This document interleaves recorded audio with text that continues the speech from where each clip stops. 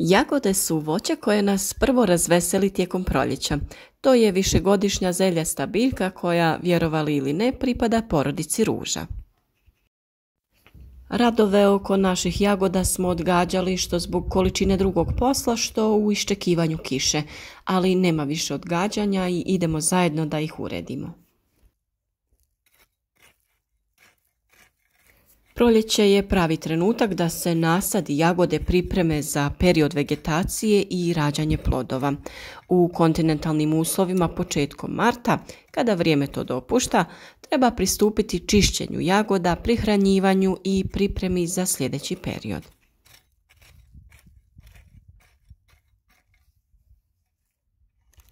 Prvo što je bitno kod jagoda je da zemlju oko njih održavamo i redovno okopavamo. Uklanjanje korova i plijevenje također treba obavljati na vrijeme. Jagode možete uzgajati pod folijom ili bez nje, te naravno možete koristiti i sve moderniji malč. Upravo o malčiranju biljaka smo već dosta govorili u posebnom videu. Naš nasad je relativno nov, to jest jagode smo sadili na jesen. Mi ćemo danas jagode lagano okopati koristeći naš popularni ploskorez, ali ćemo ovu radnju ponoviti nakon nekoliko dana.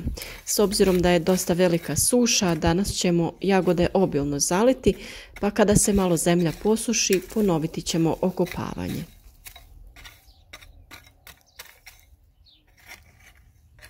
Ploskorez je idealan za ove radove jer sa njim možemo lagano prekopati zemlju neposredno uz biljku, a bez da je oštetimo. Naravno, uvijek treba biti oprezan i nježno raditi oko samih biljaka.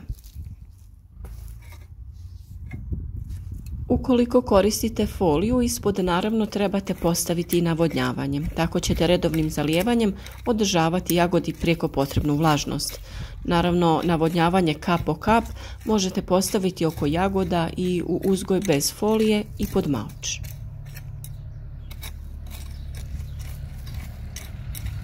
Postoje divlje jagode i mnogobrojne kultivirane sorte koje mogu biti jednorodne i stalno rađajuće. Plodovi jagode su pravo osvježenje nakon zime. Boja ploda je najčešće crvena u mnogobrojnim nijansama, a danas su selekcionirane i sorte sa bijelim i žutim plodovima. Svi oni koji jagode uzgajaju u plastenicima već uživaju u pogledu na njihove cvjetove, pa čak i plodove. Naime, u zaštićenom prostoru jagode dospijevaju već u aprilu, pa ih dosta ranije imamo za konzumaciju nego na otvorenom. S obzirom da su se minusi dosta dugo zadržali ove godine, a jagode su u fazi cvjetanja dosta osjetljive, moguće je da su se desile i eventualne štete, čak i u plastenicima. Oštećenja na cvjetovima nastaju pri temperaturama nižim od -2 stepena. Osjetljivost cvjetova na mraz varira u odnosu na razvojnu fazu. Otvoreni ili djelimično otvoreni cvjetovi su mnogo osjetljiviji od onih čvrsto zatvorenih. Izmrzle cvjetove bi trebalo otkinuti i ukloniti iz zasada. Sada, nakon stabilizacije vremenskih prilika, preporučuje se uklanjanje starog lišća i njegovo iznošenje iz zasada. To je potrebno raditi po suhom vremenu.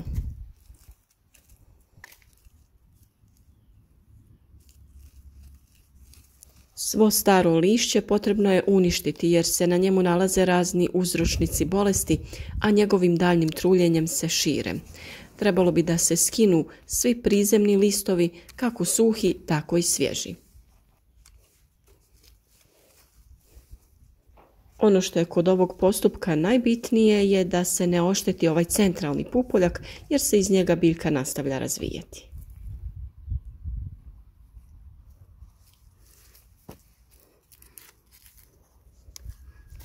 Također u ovom periodu se vrši i rezidba bočnih prirasta, ovih krunica ili glava koje se pojavljuju u većem broju, najviše u 2. i 3. godini gajenja jagode.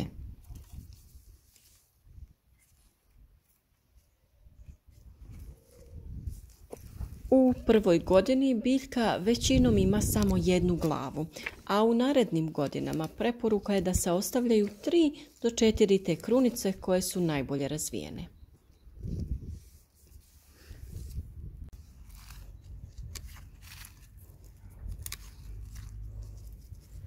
Ovom mjerom se sprečava razvoj prevelikog broja slabo raspoređenih cvjetova koji daju sitnije plodove.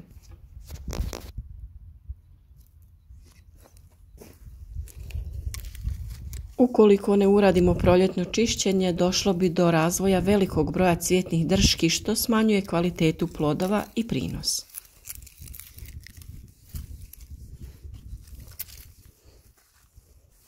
Na ovaj način osigurava se bolja prozračnost grma jagode. Nakon kiše, voda na listovima će se brže osušiti i smanjit će se mogućnost pojave truleži. Oslobađa se prostor za nove izbojke u grmu, a tlo će se prije zagrijati.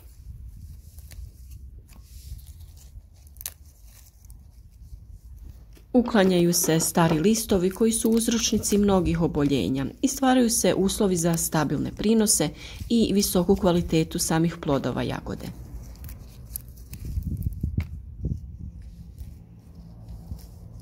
Ovdje imamo primjer više izbojaka na jednoj biljci. Na dugogodišnjim nasadima optimalan broj je od 2 do 4 izbojka koji treba da se unakrsno razvijaju.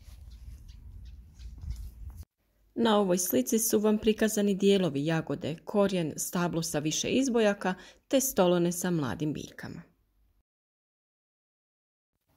Vrijeme čišćenja utječe na donošenje plodova. Treba računati da od trenutka čišćenja za oko 2,5 mjeseca počinje plodonošenje i da se na taj način može uskladiti termin čišćenja nasada i termin plodonošenja. Proljeće je vrijeme kada i počinjemo sa zaštitom jagode. Vrlo se dobro pokazala sadnja bijelog luka u nasad jagode. Kao što vidite i mi smo pristupili toj metodi. Bijeli luk štiti jagodu od mnogih oboljenja i štetnika. Također možemo izvršiti i tretiranja sa bakrenim preparatima nakon čišćenja, a prije cvjetanja. Zatim pripravkom od bijelog luka, surutkom i drugim sredstvima koje su namijenjena za tretiranje jagoda. Potrebno je vršiti i redovnu zaštitu od puževa. Jagoda je nažalost osjetljiva i na mnoge druge bolesti poput truleži korijena, a i ploda, pepelnice, sive truleži, pjegavosti lista i sl. Zbog toga je vrlo važno pridržavati se pravila prilikom uzgoja što se tiče tla, navodnjavanja i prihrane.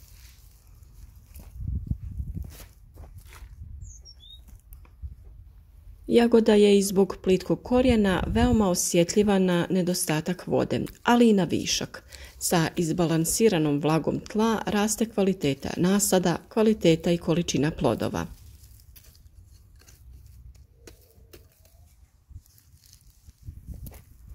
U kasnijem stadiju tijekom zalijevanja ne bi trebalo kvasiti biljke, cvjetova i plodove jer na taj način stvaramo povoljne uslove za razvoj bolesti, to jest truleži. U zasadu jagode postoji nekoliko perioda potražnje za vodom. Prvi takav period je predcvjetanje i treba redovno nastaviti sa zalijevanjem u skladu sa vremenskim uslovima i potrebama nasada.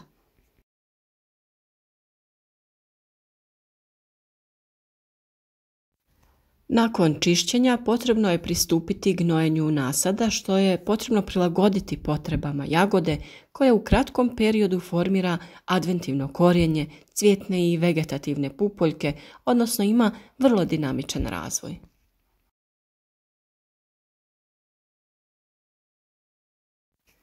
Mi smo za početak u ovom stadiju pristupili zalijevanju sa vodom u koju smo dodali vodotopivo đubrivo sa većim udjelom fosfora. Na taj način ćemo biljku potaknuti na razvijanje korijenja kako bi se što bolje dalje razvijala. Na 5 litara vode dodali smo 20 grama ovog vodotopivog đubriva. Inače, najbolje je jagode pognojiti prilikom sadnje sa kompostom čiji efekt traje 4 do 5 godina, a poznato je da nasad jagode može trajati na istom mjestu 4 godine. Na ovaj način se najbolje može iskoristiti pozitivan efekat komposta. Količina komposta koju je potrebno primijeniti kreće se od 5 do 8 kg po kvadratnom metru. Za velike nasade se preporučuje napraviti analizu zemljišta i gnojiti nasade u skladu sa tim rezultatima. Vrlo je važno da se ne forsira gnojenje nasada jagode, jer ukoliko pregnojimo, to će rezultirati formiranjem velikog broja velikog lišća, a to nam nije cilj.